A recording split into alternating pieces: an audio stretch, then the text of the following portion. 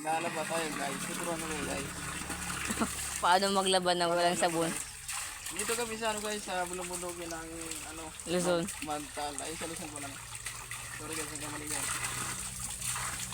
Turuan ko paano maglaba guys. Ayan guys. Wala.